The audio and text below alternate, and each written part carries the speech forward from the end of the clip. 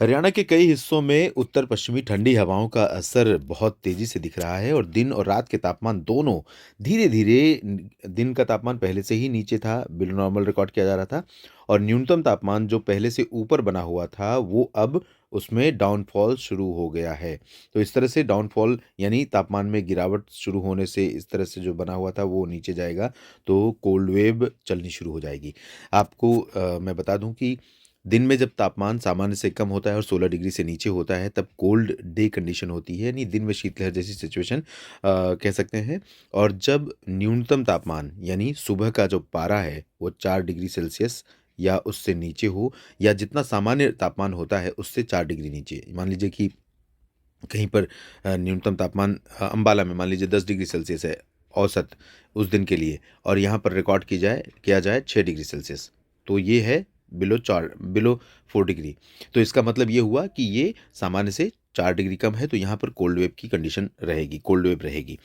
और अभी जो सिचुएशन है दोस्तों, यहाँ पर हरियाणा समेत उत्तर भारत के जो मैदानी हिस्से हैं, इन भागों में अधिकांश जगहों पर कोहरा बहुत ज़्यादा घना तो नहीं हो रहा है, ख़ासतौर पर हरियाणा में नीचे नहीं दिख रहा है, विज़िबिलिटी इससे ठीक हो रही है। मतलब कम से कम 100-200 मीटर, 50 मीटर से ऊपर विज़िबिलिटी बनी है, 0 या 0 से नीचे नहीं जा रही है, 50 से नीचे मतलब 50 से नीचे और 0 के आस-पास नहीं जा रही है, तो विज़िबिलिटी बनी हुई है। लेकिन एटमॉस्फियर में जो ऊपरी लेयर है निचली सतह सॉरी जो हमारी धरती की सतह है, ज़मीन है, जहाँ हम रहते हैं, उससे जब ऊपर की तरफ हम बढ़ेंगे 50-100 मीटर के ऊपर, तो यहाँ पर हवा में कोहरा बना हुआ है घना और वो घना कोहरा धूप को कम आने दे रहा है, जिसकी वजह से ठंडी पश्चिमी हवाओं के चलने के बावजूद इन सभी भागों में जो मौसम है, वो तब्दील नहीं हो रहा है, मौसम में परिवर्तन देखने को नहीं मिल रहा है। यानी धूप नहीं मिल रही है और सुबह और रात के समय कड़ाके की ठंडक और दिन में भी कड़ाके की ठंडक महसूस की जा रही है।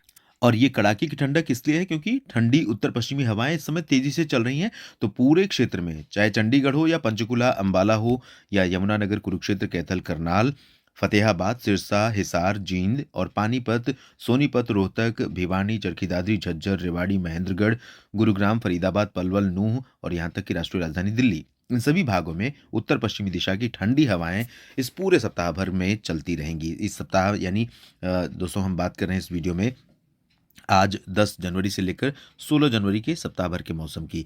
तो इस दौरान जो स्थिति रहेगी मकर संक्रांति बीच में पड़ेगा शायद 15 जनवरी को इस बार पड़ने वाला है। तो मकर संक्रांति का जो पर्व है, लोहड़ी का जो पर्व है, वो इन रीजन्स में कड़ाके की ठंडक के बीच में मनाया जाएगा। हालाँकि बारिश होने की संभावनाएँ इस दौरान नहीं हैं।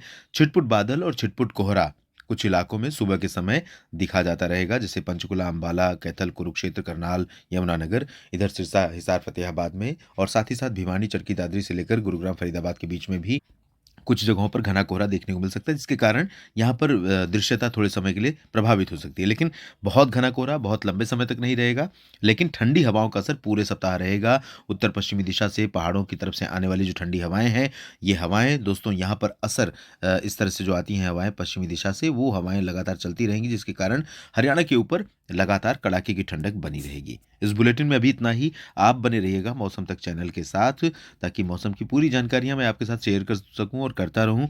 और न्यूज़ मीडिया मंच चैनल को भी सब्सक्राइब करना ना भूलें।